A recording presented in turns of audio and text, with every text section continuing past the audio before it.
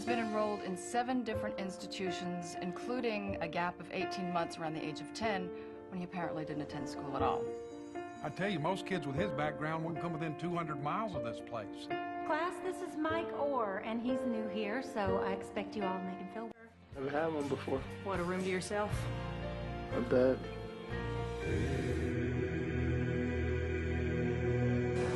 Their main goal is to survive.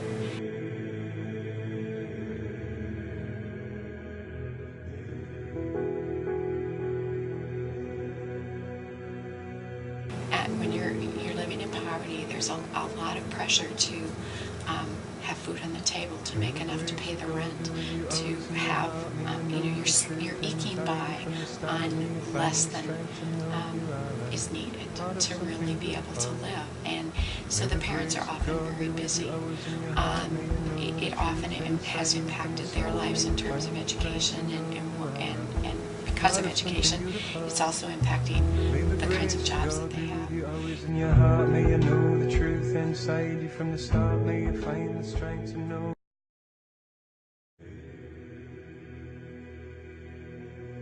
We had 76% of our students from receiving free or reduced lunch, and so those would be students from poverty in our school.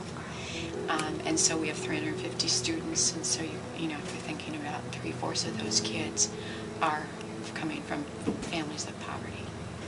Well, children who come from poverty often are lacking in their language skills. So when our kids come to school, one of the things that we often find is, they haven't developed the vocabulary that middle-class children would develop in their homes growing up. They haven't had those people talking with them about experiences. They haven't had experiences that you or I might have had growing up in our families. And so their vocabulary is much more limited. They don't have print materials in their homes. They're not reading. They're not, learning is not valued the same way it would be for families in middle-class homes. Our schools kind of tend to focus around middle-class rules, and that is that success and achievement are important. But when you're coming out of poverty, the most important things in your life are those relationships, and so relationships are very important. So often kids from poverty come in with deficits before they've even entered school. That's why there's such a thrust in our community and as well as nationwide for preschool education, because that can help us close that gap. And in those first 5 years of school, give them opportunities to learn and in a school setting and build vocabulary, build knowledge about prior concepts so they can be more successful. The rules at home might not be the rules at school. For example, if you're going to solve a problem, your parent might tell you to fight back if there's a problem, or if someone hits you, you hit them back. But at school, those rules don't work. They hang on the street, or they're playing outside, but they don't. No one's nurtured those friendships, that social development of preschool that sometimes kids get, of how to get along, how to play. They come, they're coming from a setting where there's not a lot of structure and rules into a school setting where there's expectations and rules. And so we often see with our kindergartners that we are teaching them, the rules of school, so to speak, so that they can be successful here. And it's important that we don't just tell them what the rules are, but we also teach them, we model them, we practice them, and that they also know why. So it's like there's a quiet zone in the hallway because other kids are learning and we don't want to disturb them. So this is what we do. We put our hands down. So we're telling them what's the rule, why, and how do we do it so that we can be successful. So those 3 parts are really important, that they know not just what are they supposed to do, but why are they supposed to do it, and what does that look like? How do we do that? So we have to teach those skills very systematically in our classrooms.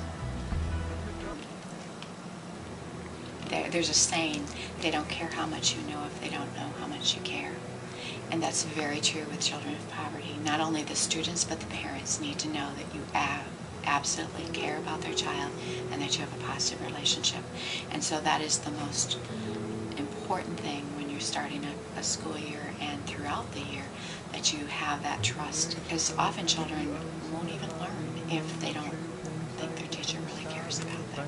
Fair is not equal, and that, you know, that whole saying really means that how I deal with one child might be different. We have basic rules, but we have to look at kids and say, but this child needs this and this child needs that. So we adapt the ways we approach kids, the ways we teach them, and also the actual content and how we're teaching them.